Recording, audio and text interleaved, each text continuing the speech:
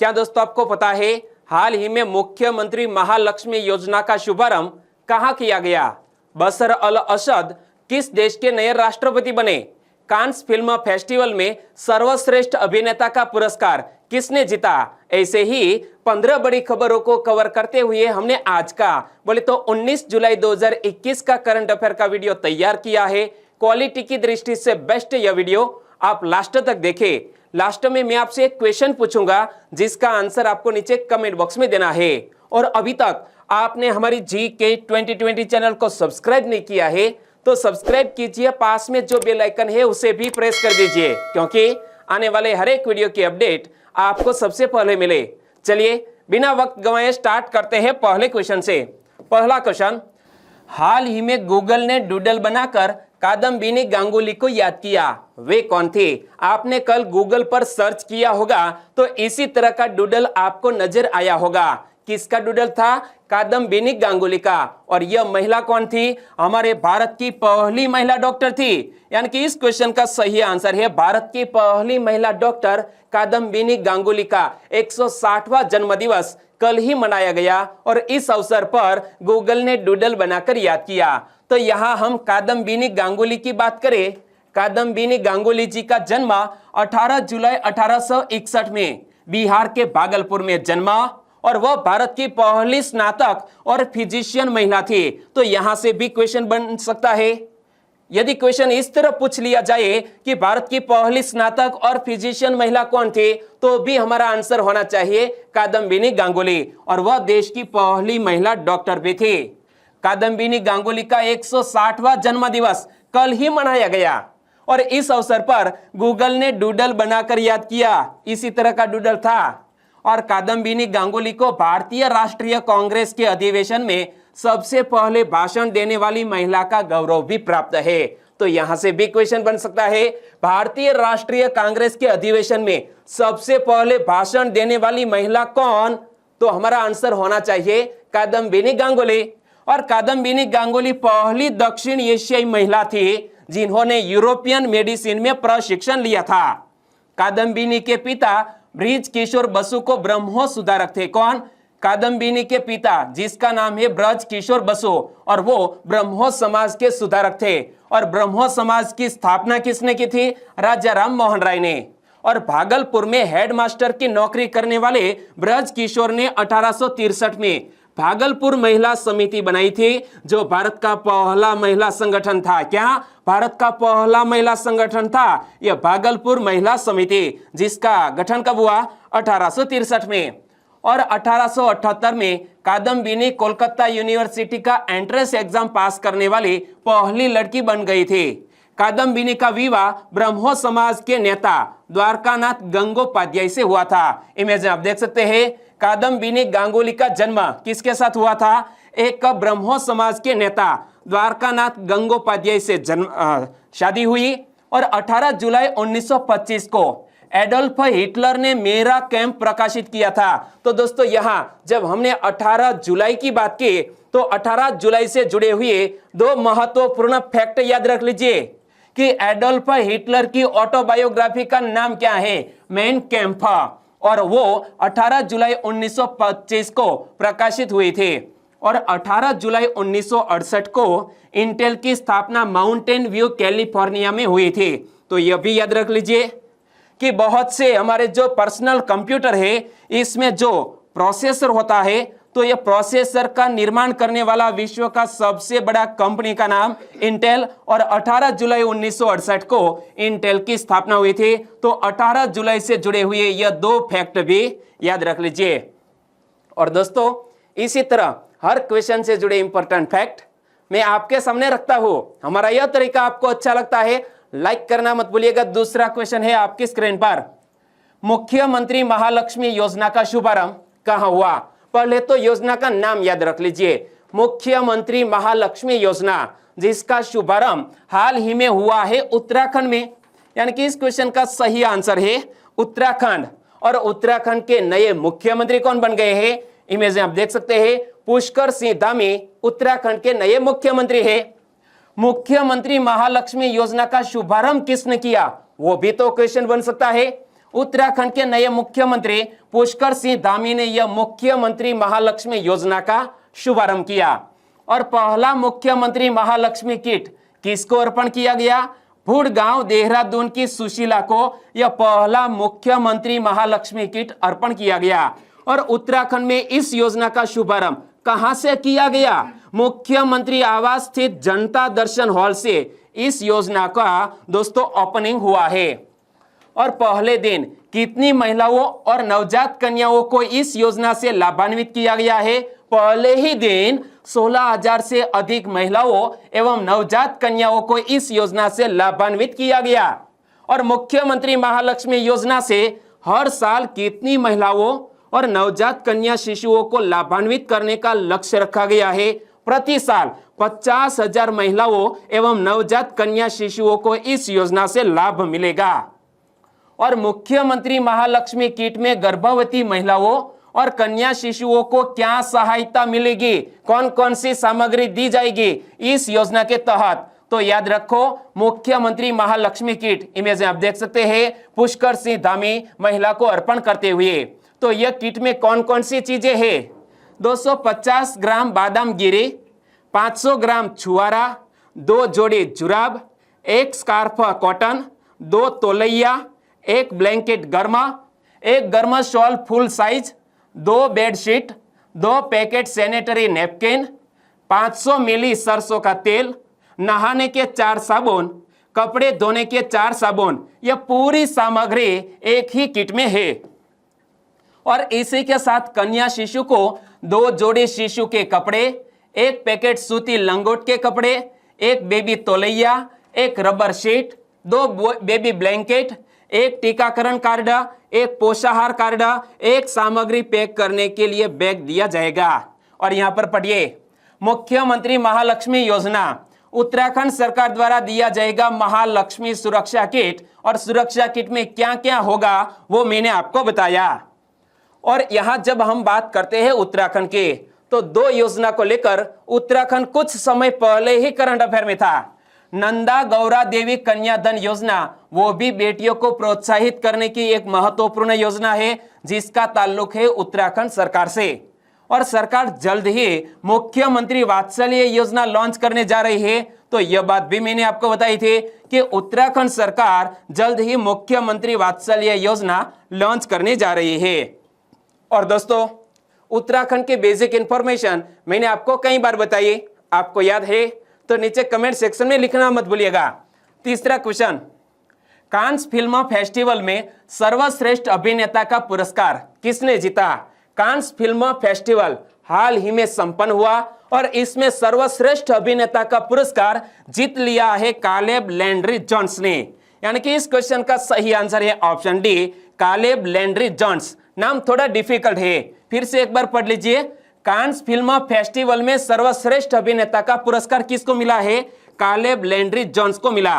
और एक और भी क्वेश्चन बन सकता है, कांस फिल्म फेस्टिवल में सर्वश्रेष्ठ अभिनेत्री का पुरस्कार किसको मिला?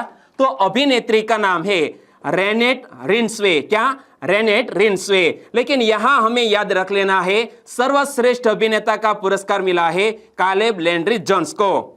और इमेज में आप देख सकते हैं कालेब लैंड्री जोन्स। हाल ही में 74वें कांस फिल्म समारोह में पुरस्कारों की घोषणा की गई और अमेरिका देश के कालेब लैंड्री जोन्स ने सर्वश्रेष्ठ अभिनेता का पुरस्कार जीत लिया है। तो यह भी याद रख लीजिए कि यह कालेब लैंड्री जोन्स किस देश के अभिनेता है? अमेरिका के। और यह रेनेट रिन्स्वे वो किस देश की अभिनेत्री है? नॉर्वे देश के। नॉर्वे देश की रेनेट रिन्स्वे को सर्वश्रेष्ठ अभिनेत्री का पुरस्कार मिला है। और जूरी के अध्यक्ष कौन? दोस्तों, जो कोई भी अवार्ड की घोषणा की जाती है इसके लिए एक जूरी टीम का भी निर्माण किया जाता है। तो जूरी के अध्यक्ष के रूप में कौन थे? स्पाइक ली। और कांस फिल्म समारोह का शीर्ष पुरस्कार कौन सा है? यह मोस्ट इंपोर्टेंट क्वेश्चन है, जीके से जुड़ा हुआ। कांस फिल्म समारोह का शीर्ष पुरस्कार जिसका नाम है पाल्मे डी और। क्या? पाल्मे डी और। तो हमें यह भी पता होना चाहिए कि किस फिल्म ने यह पाल्मे डी और पुरस्कार जीता है 2021 में। लेकिन पहले तो यह याद करो कि 2020 में कांस फिल्म फेस्टिवल आयोजित नहीं हुआ था कोरोना महामारी के कारण, लेकिन 2019 में यह पुरस्कार किसने जीता था? पैरासाइट नामक फिल्म ने। 2019 के कांस फिल्म समारोह में पाल्मे डी और पुरस्कार किसको मिला था? एक बोंग जून हो की फिल्म जिसका नाम था पैरासाइट ने धूम मचाई थी। लेकिन कांस फिल्म फेस्टिवल 2021 का पाल्मे डी और पुरस्कार किसको मिला? दोस्तों याद रखो, क्योंकि यह कांस फिल्म फेस्टिवल का सबसे बड़ा पुरस्कार माना जाता है। कौन सा? यह पाल्मे डी और यह कांस फिल्म फेस्टिवल 2021 का पुरस्कार मिला है। फिल्म का नाम है टाइटेनियम। क्या? टाइटेनियम को मिला है। पायल कपाड़िया के वृत्त चित्र को सर्वश्रेष्ठ वृत्त चित्र का पुरस्कार मिला। निर्देशक पायल कपाड़िया की ए नाइट ऑफ नोइंग नथिंग को सर्वश्रेष्ठ वृत्त चित्र के लिए ऑयल डी और यानी कि गोल्डन आई पुरस्कार प्रदान किया गया है। तो यहां से यह भी क्वेश्चन बन सकता है, ऑयल डी और मतलब गोल्डन आई पुरस्कार कांस फिल्म फेस्टिवल में किसको मिला है? ए नाइट ऑफ नोइंग नथिंग को। और इसकी निदेशक कौन है? पायल कपाड़िया। और फिल्म समारोह में विभिन्न वर्गों में 28 वृत्त चित्र दिखाए गए थे, जिसमें से कपाड़िया के वृत्त चित्र ने प्रतिष्ठित पुरस्कार प्राप्त किया है। ए नाइट ऑफ नोइंग नथिंग को डायरेक्टर्स फोर्टनाइट के हिस्से के रूप में प्रदर्शित किया गया था। चौथा क्वेश्चन, एक रिपोर्ट के अनुसार दुनिया भर में हर साल बिजली गिरने की घटनाओं में और बाद में रिक्त स्थान दिया गया है। दोस्तों हाल ही में मानसून का सीजन जारी है, बिजली गिरने की घटनाओं में तेजी से वृद्धि हो रही है। यह एक रिपोर्ट में बात की गई है, यानी कि इस क्वेश्चन का सही आंसर है तेजी से वृद्धि हो रही है बिजली गिरने की घटनाओं में। दुनिया भर में हर साल बिजली गिरने की घटनाओं में तेजी से वृद्धि हो रही है। इनमें पहले के मुकाबले ज्यादा लोगों की मौत हो रही है। ताजा आंकड़ों के अनुसार अकेले भारत में अप्रैल 2020 से मार्च 2021 के बीच 1.85 करोड़ बार बिजली गिरी। क्या? अप्रैल 2020 से मार्च 2021 के बीच 1.85 करोड़ बार अकेले भारत देश में बिजली गिरी है। और 2019-20 के बीच में यह आंकड़ा 1.38 करोड़ का था। यानी कि साल भर में बिजली गिरने की घटनाओं में 34% की बढ़ोतरी हुई। कितनी? 34% की बढ़ोतरी हुई है। और वहीं मार्च 2020 से अप्रैल 2021 के दौरान 1697 लोग भी हमारे भारत देश में मारे गए बिजली गिरने के कारण। और Centre for Science and Environment, क्या? Centre for Science and Environment और डाउन टू अर्थ पत्रिका द्वारा आयोजित एक सेमिनार में यह जानकारी साझा की गई। साल दर साल देखे तो पंजाब में बिजली गिरने की घटनाओं में 331% और बिहार में 168% बढ़ोतरी हुई है। यानी कि हमारे भारत देश में पंजाब में सबसे ज्यादा बिजली गिरने की घटनाओं में बढ़ोतरी हुई है। पांचवा क्वेश्चन, निम्न में से कौन अगस्त से ऑनलाइन खुदरा विक्रेताओं को भुगतान की सुविधा देगा? फेसबुक। कौन? फेसबुक अगस्त से ऑनलाइन खुदरा विक्रेताओं को भुगतान की सुविधा देगा। यानी कि इस क्वेश्चन का सही आंसर है फेसबुक।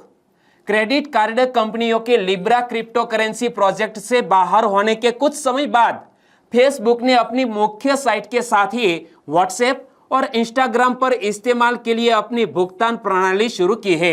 इमेज आप देख सकते हैं जिसका नाम है फेसबुक पे।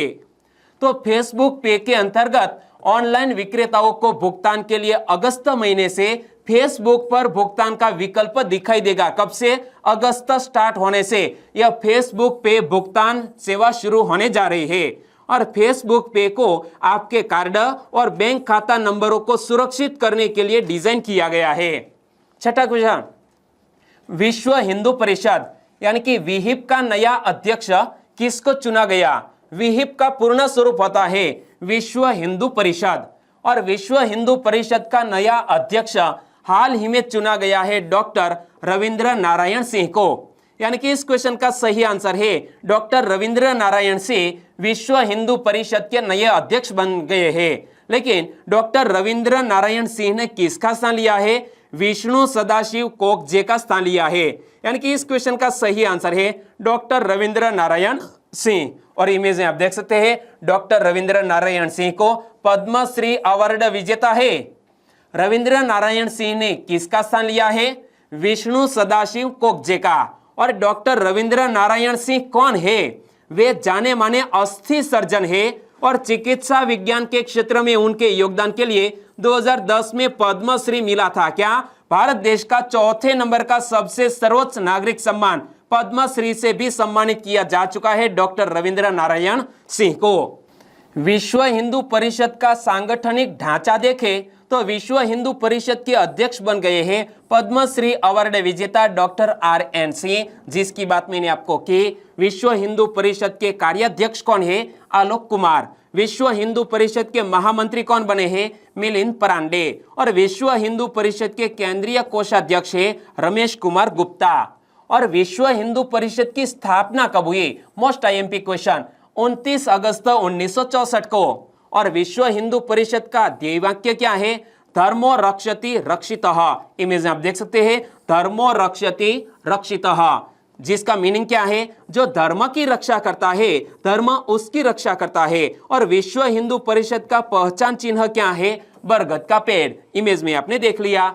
और 29 अगस्त 1964 में मुंबई की सांदीपनी साधनाशाला में हुए एक सम्मेलन के दौरान RSS के सरसंघ चालक गुरु गोलवलकर ने हिंदू समाज को एकजुट करने और उसकी रक्षा के लिए एक संगठन विश्व हिंदू परिषद बनाने का प्रस्ताव दिया था। तो यहां से भी क्वेश्चन बन सकता है, विश्व हिंदू परिषद बनाने का प्रस्ताव किसने दिया था? उस वक्त के RSS के सरसंघ चालक, जिसका नाम है गुरु गोलवलकर जी। इमेज में आप देख सकते हैं। और विश्व हिंदू परिषद एक हिंदूवादी संगठन है और राष्ट्रीय स्वयंसेवक संघ से जुड़ी हुई एक धार्मिक शाखा भी है। और विश्व हिंदू परिषद के संस्थापक 3 व्यक्ति हैं, स्वामी चिन्मयानंद, SS आपटे और मास्टर तारा सिंह। इन तीनों ने मिलकर इसकी स्थापना की। 7वां क्वेश्चन, हाल ही में 44वीं विश्व धरोहर महासभा कहां आयोजित की गई? 44वीं विश्व धरोहर महासभा हाल ही में चीन देश में आयोजित की गई, यानी कि इस क्वेश्चन का सही आंसर है चीन देश। और पिछले साल विश्व धरोहर महासभा का आयोजन नहीं हो सका कोविड-19 के कारण। 16 जुलाई को 44वीं विश्व धरोहर महासभा चीन के फुचियन प्रांत के फुचो शहर में उद्घाटित हुए। तो दोस्तों, चीन देश के जो शहर है, प्रांत है, इसका नाम कुछ इस तरह है जो हमें याद रखने में तकलीफ होते हैं। तो यह 44वीं विश्व धरोहर महासभा चीन के फुचियन प्रांत में फुचो शहर में उद्घाटित हुई। तो शहर का नाम मत भूलिएगा, क्या नाम है? फुचो शहर में उद्घाटन हुआ।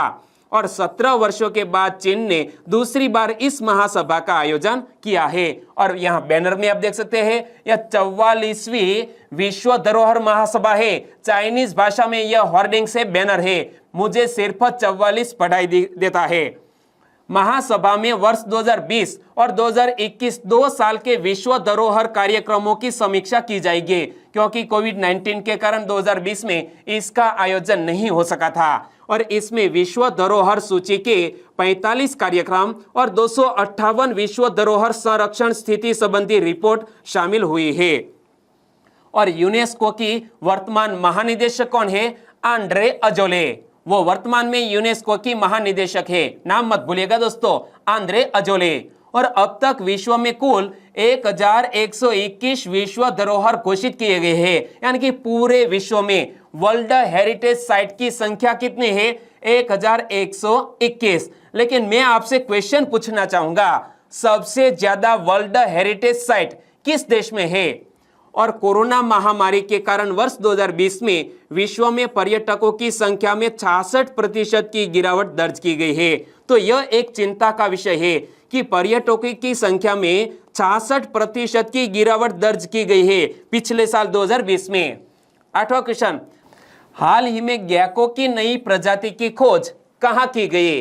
गैको की इस नई प्रजाति की खोज हाल ही में ओडिशा में की गई है, यानी कि इस क्वेश्चन का सही आंसर है ओडिशा। हाल ही में ओडिशा के वन अधिकारियों ने हेमीफिलोडैक्टाइलस वर्ग की नई खोजी गई सूक्ष्म गैको प्रजाति को संरक्षित करने हेतु कुछ उपायों की घोषणा की है। यहां स्पष्ट रूप से इमेज में आप देख सकते हैं गैको की खोजी गई इस नई प्रजाति को। इस गैको प्रजाति को पहली बार वर्ष 2014 में ओडिशा के गंजम जिले में देखा गया था। पहली बार गैको की इस नई प्रजाति को कब? वर्ष 2014 में कहां देखा गया था? ओडिशा के गंजम जिले में। और हेमीफिलोडैक्टाइलस मिनिमस, क्या हेमीफिलोडैक्टाइलस मिनिमस की नई प्रजाति इस वर्ग का सबसे छोटा सदस्य है, जिसकी शरीर का आकार 6 सेंटीमीटर से थोड़ा अधिक है। क्या इनके शरीर का जो आकार है वो 6 सेंटीमीटर से थोड़ा अधिक है। और इसे गंजम स्लेंडर गेको, क्या गंजम स्लेंडर गेको कहा जाता है, क्योंकि यह गेको की नई प्रजाति गंजम जिले में देखी गई है। और गेको जीवों की सरीसृप श्रेणी के अंतर्गत आती है और अंटार्कटिका को छोड़कर सभी महाद्वीपों में गेको की इस प्रजाति को पाई जाती है। नवा क्वेश्चन, हाल ही में इलेक्ट्रॉनिक्स और सूचना प्रौद्योगिकी मंत्रालय ने किस ऐप में मैप सेवाओं को सक्षम किया है? हाल ही में इलेक्ट्रॉनिक्स और सूचना प्रौद्योगिकी मंत्रालय ने उमंग नामक मोबाइल एप्लीकेशन में मैप सेवाओं को सक्षम किया। यानी कि इस क्वेश्चन का सही आंसर है उमंग एप्लीकेशन। हाल ही में इलेक्ट्रॉनिक्स और सूचना प्रौद्योगिकी मंत्रालय ने उमंग ऐप में मैप सेवाओं को सक्षम किया। लेकिन उमंग का पूर्ण स्वरूप क्या होता है, वो मोस्ट इंपोर्टेंट क्वेश्चन बन सकता है। उमंग का पूर्ण स्वरूप है unified mobile application for new age governance. एक बार फिर से पढ़ लीजिए, उमंग का पूर्ण स्वरूप unified mobile application for new age governance UMANG का पूर्ण स्वरूप है। और इस ऐप के माध्यम से नागरिक एक बटन के क्लिक पर अपने आसपास के निकटतम स्थानों पर सरकारी सुविधाओं जैसा कि मंडियां, ब्लड बैंक आदि के बारे में जानकारी प्राप्त कर सकेंगे। सिर्फ एक क्लिक से अपने आसपास की जो मंडियां है, ब्लड बैंक है, उनकी जानकारी प्राप्त कर सकेंगे। और उमंग मोबाइल ऐप भारत सरकार का एकल, एकीकृत, सुरक्षित, मल्टी चैनल, मल्टी प्लेटफॉर्म, बहुभाषी, मल्टी सर्विस मोबाइल ऐप है। और यह केंद्र तथा राज्य के विभिन्न संगठनों के उच्च प्रभावी वाली सेवाओं तक पहुंच प्रदान करता है। और वर्तमान में इसके 2000 प्लस सेवाएं हैं। क्या यह उमंग एप्लीकेशन के जरिए आप 2000 प्लस सेवाएं प्राप्त कर सकते हैं। और उमंग एप्लीकेशन का उद्देश्य क्या है? भारत में मोबाइल गवर्नेंस को फास्ट ट्रैक करना है। तो यह फैक्ट याद रख लीजिए कि उमंग एप्लीकेशन का उद्देश्य क्या है? भारत में मोबाइल गवर्नेंस को फास्ट ट्रैक करना है। और उमंग ऐप के 3 साल पूरे होने के उपलक्ष्य में वर्ष 2020 में उमंग इंटरनेशनल नाम से इसका अंतरराष्ट्रीय संस्करण भी लॉन्च किया गया था। क्या यह उमंग के 3 साल पूर्ण होने के अवसर पर एक अंतरराष्ट्रीय वर्जन भी लॉन्च किया गया था। और उमंग एप्लीकेशन ने बहुत से अवार्ड भी जीते हैं। तो देखो, उमंग ने फरवरी 2018 में दुबई संयुक्त अरब अमीरात में आयोजित 6ठे विश्व सरकारी शिखर सम्मेलन में सर्वश्रेष्ठ एम सरकारी सेवा, क्या बेस्ट एम गवर्नमेंट सर्विस का पुरस्कार भी प्राप्त किया।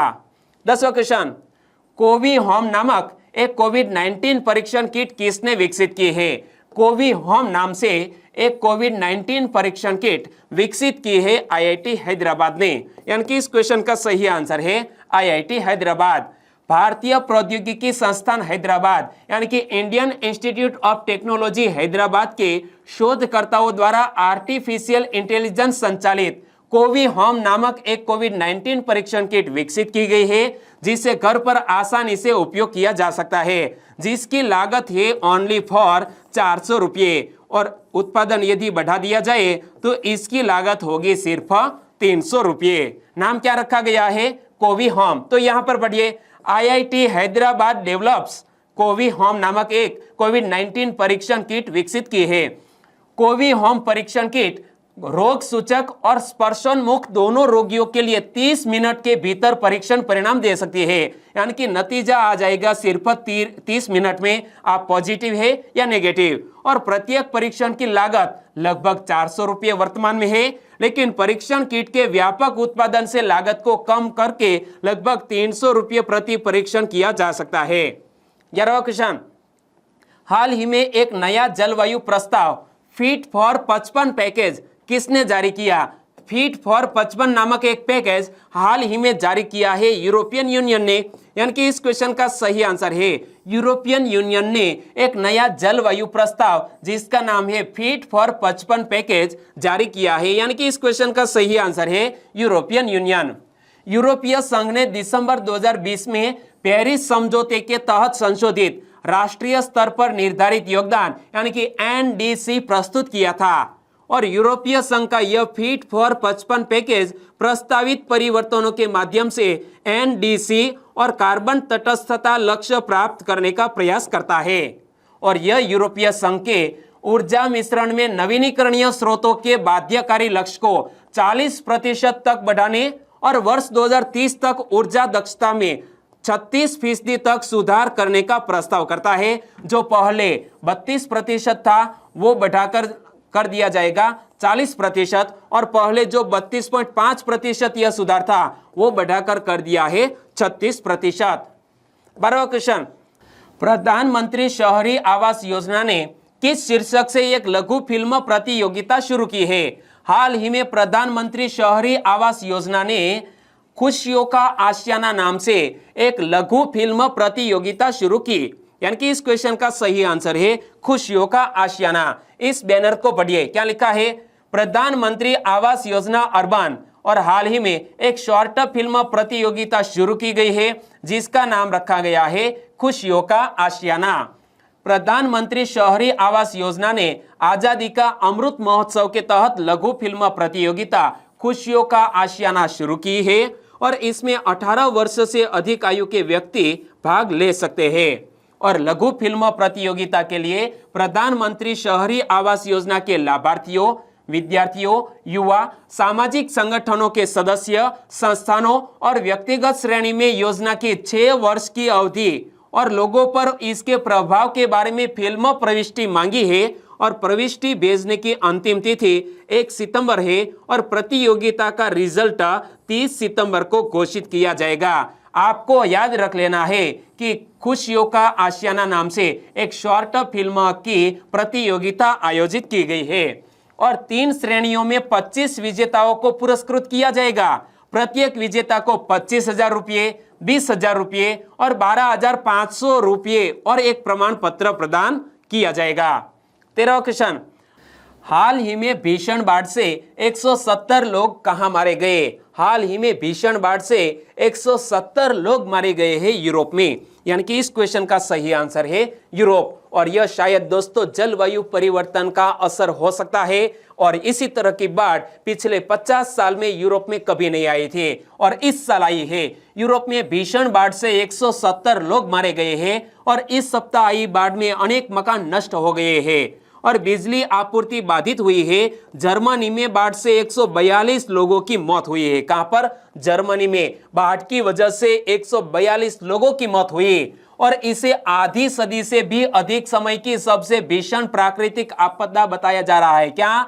आधी सदी मीन्स 50 साल में आई सबसे भीषण प्राकृतिक आपदा यह है। कहां पर? यूरोप में आई है, और सैकड़ों लोग लापता है। पानी में डूबे होने के कारण कई स्थानों तक पहुंचना भी मुश्किल है। 14वां क्वेश्चन, 5 दिन का वार्षिक हज कहां शुरू हुआ? 5 दिन का वार्षिक हज हाल ही में शुरू हुआ है सऊदी अरब में। यानी कि इस क्वेश्चन का सही आंसर है सऊदी अरब। लेकिन इस हज में कौन जा सकेंगे? जिन्होंने कोविड वैक्सीन ले ली है, ऐसे ही व्यक्ति को प्रवेश की अनुमति है। सऊदी अरब में 5 दिन का वार्षिक हज शुरू हुआ।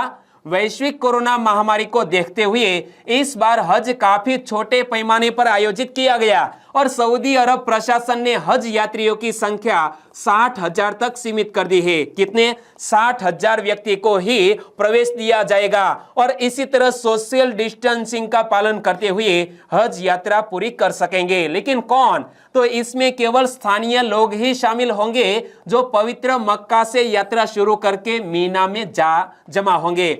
और इस वर्ष हज में केवल 18 से 65 वर्ष की आयु के केवल वो ही लोग शामिल किए जाएंगे जो कोविड टीका लगवा चुके हैं। जी हाँ, कोविड वैक्सीन लेने वाले व्यक्ति को ही इस हज यात्रा का लाभ मिलेगा। 15वां और लास्ट क्वेश्चन, बशर अल असद किस देश के राष्ट्रपति बने? इमेज में आप देख सकते हैं। बशर अल असद हाल ही में सीरिया देश के राष्ट्रपति बने। यानी कि इस क्वेश्चन का सही आंसर है सीरिया। विश्व का सबसे अशांत देशों में से एक सीरिया, जिसके राष्ट्रपति बने हैं बशर अल असद। और सीरिया दोस्तों एक अति गरीब देश है। क्या? बहुत ही गरीब देश है। 17 जुलाई को सीरिया के राष्ट्रपति बशर अल असद चौथी बार सीरिया के राष्ट्रपति बने हैं। शपथ ग्रहण समारोह का आयोजन राष्ट्रपति महल में हुआ और बशर अल असद 2000 से ही इस देश की सत्ता में है। कब से? 2000 से। असद अपने पिता हाफिज के निधन के बाद 2000 में सत्ता में आए। उनके पिता रक्तहीन सैन्य तख्ता पलट के जरिए 1970 में सत्ता में आए थे और संयुक्त राष्ट्र के अनुसार सीरिया की 80% से ज्यादा आबादी गरीबी रेखा के नीचे है। सीरिया युद्ध में अब तक 5 लाख लोगों की मौत हो चुकी है और हजारों लोग अब भी लापता है और देश का बुनियादी ढांचा पूरी तरह तबाह हो चुका है। इमेज आप देख सकते हैं। सीरिया में दोस्तों आंतरिक गृह युद्ध चल रहा है और अब तक 5 लाख लोगों की मौत हो चुकी है। बहुत से लोग अपाहिज हो चुके हैं। ऐसा अशांत देश है सीरिया, और जिसके हाल ही में नए राष्ट्रपति बने हैं। पुराने राष्ट्रपति चौथी बार शपथ ली है बशर अल असद ने। और अब बात करते हैं लास्ट वीडियो के क्वेश्चन के। लास्ट वीडियो में मैंने आपसे क्वेश्चन पूछा था, हिमाचल प्रदेश के किस जिले में चीन से लाए गए मोंग फ्रूट की खेती शुरू हो गई है? हमारे भारत देश में हिमाचल प्रदेश में कुल्लू जिले में यह मोंग फ्रूट की खेती शुरू हो गई है। यानी कि इस क्वेश्चन का सही आंसर है ऑप्शन सी, कुल्लू जिला। और इस क्वेश्चन का लगभग सभी दोस्तों ने बिल्कुल सही आंसर दिया है। इनमें से कुछ फ्रेंड के नाम लेना चाहूंगा, तो वो है दशरथ रबारे, अनिल भाभोर, दादू भाई सोलंकी ने इस क्वेश्चन के बारे में डिटेल में बताया है। हमारे और भी सब्सक्राइबर फ्रेंड है, वो है पवन मनी ऑफिशियल व्लॉग, जोगराजिया महेश, अंकुर परेख ने इस क्वेश्चन के बारे में डिटेल में बताया। हमारे और भी 2 सब्सक्राइबर फ्रेंड है, वो है चेतन जे राजपूत और परिधि सिंह। सभी दोस्तों को बहुत बहुत धन्यवाद। और आज के वीडियो का क्वेश्चन ए रहा स्क्रीन पर, शतरंज विश्व कप कहां शुरू हुआ?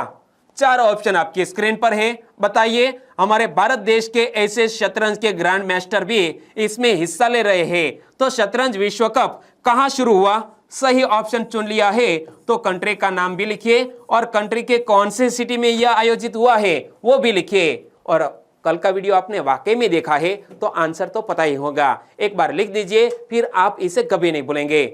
और वीडियो वाकई में अच्छा लगा है, हेल्पफुल लगा है, तो आपके दोस्तों को फेसबुक, व्हाट्सएप या टेलीग्राम के जरिए इस वीडियो की लिंक शेयर करना मत भूलिएगा। बस छोटी सी उम्मीद के साथ वीडियो खत्म करते हैं, फिर मिलेंगे नए करंट अफेयर वीडियो के साथ। तब तक के लिए टेक केयर एंड जय हिंद।